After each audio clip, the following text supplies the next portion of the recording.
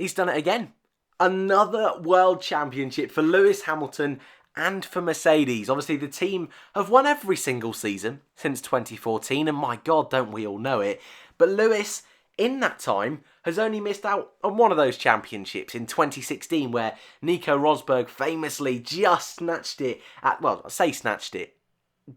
That's not a debate I want to be having today. Today, we are focusing on Lewis Hamilton and his 2019 season.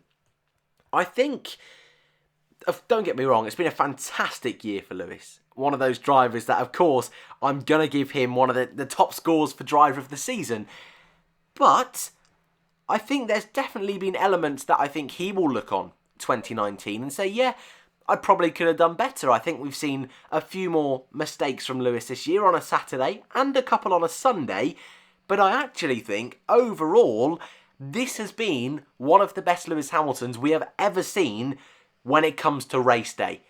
He's only got 5 pole positions in the entirety of 2019, which for someone who we have hailed as the best driver in qualifying for so long, it was a bit of a blip in his career. And again, when you look at the season as a whole, when you see the country mile he won the championship by, it's only really petty things I can really point out that were not so great in his season. But I think he'll be disappointed with 5 pole positions. But on the flip side of that, converting only 5 pole positions into 11 victories is very, very impressive. And actually, he's had to work super hard for some of these victories.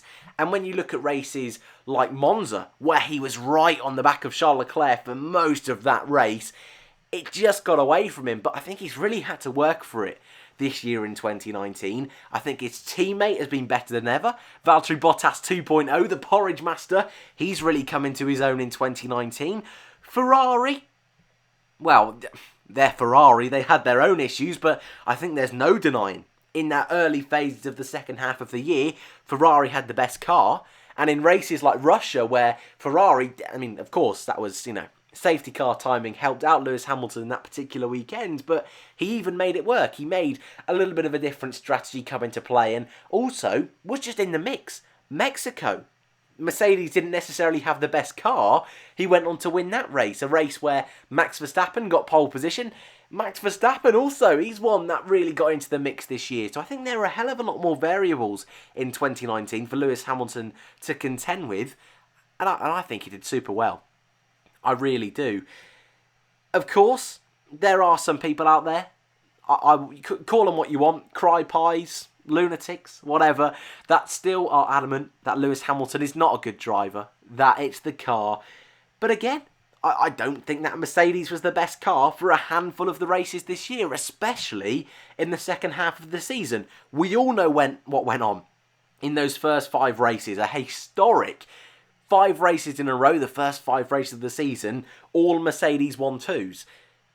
Fair play, that's not a brilliant statistic for the sport.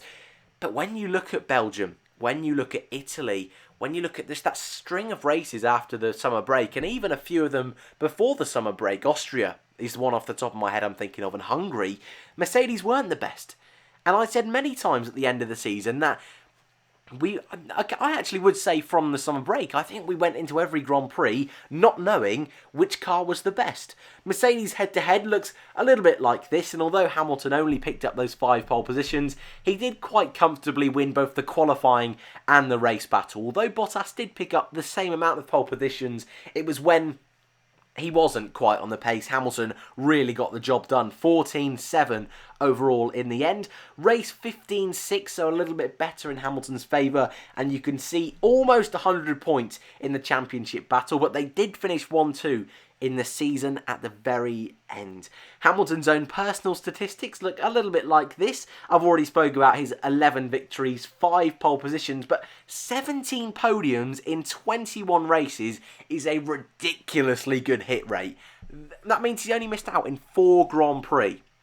And some of those races, were Austria, where he was, I don't want to say off the pace, but it wasn't Mercedes' best weekend of the season. I think it's fair enough to say. Germany, we all know what happened there. A really scruffy weekend. Singapore, where Mercedes weren't particularly on the pace. And Brazil, And that Brazilian Grand Prix, he was really in a brilliant fight with Max Verstappen for that race victory. But contact late on with Alex Albon, got him a penalty, so dropped him down the order quite a bit. And all those 4 Grand Prix, Germany and Brazil in particular, blimey, if only he'd have been a driver that he very easily could have picked up a victory. And that points tally could have been even bigger. But some of the key races, I think, for Lewis Hamilton this year, that really just made me sit back and think, yeah, you know what, this guy really has got it. He is one of the best drivers of all time.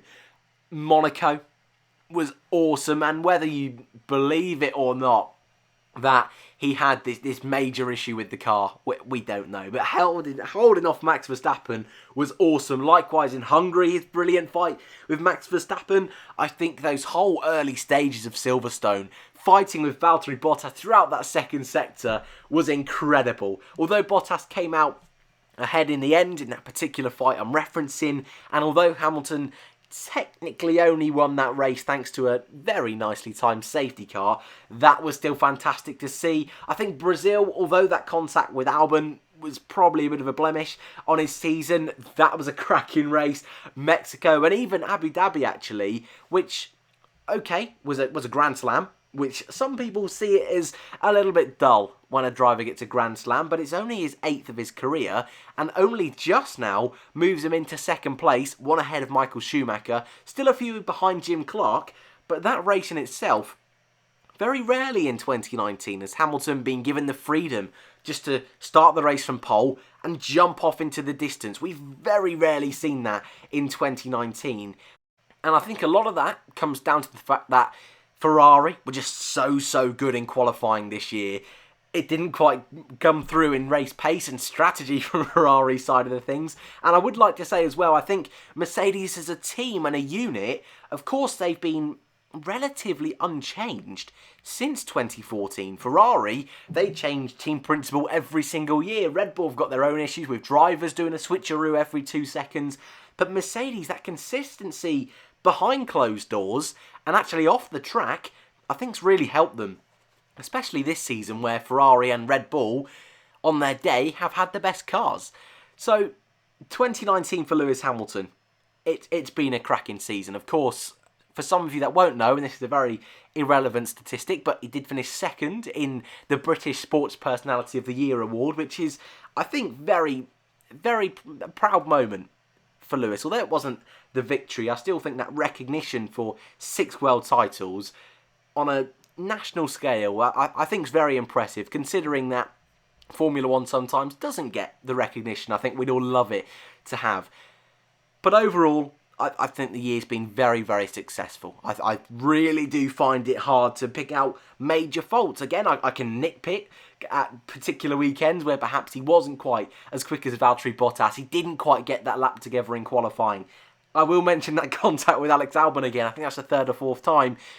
But it's crazy to me that that tiny bit of contact will stick out in so many people's minds, and yet when you consider things that other drivers have done that perhaps people forget about, I think in the grand scheme of things, it really is just testament to how this guy makes so little mistakes and how rare it is for something like that to happen. And again, when you consider, I think back to when I not first started watching F1, but when I was a little bit younger, in 2012, where Hamilton and Massa and Hamilton and Maldonado found each other every 2 seconds, that Hamilton, it's just completely gone.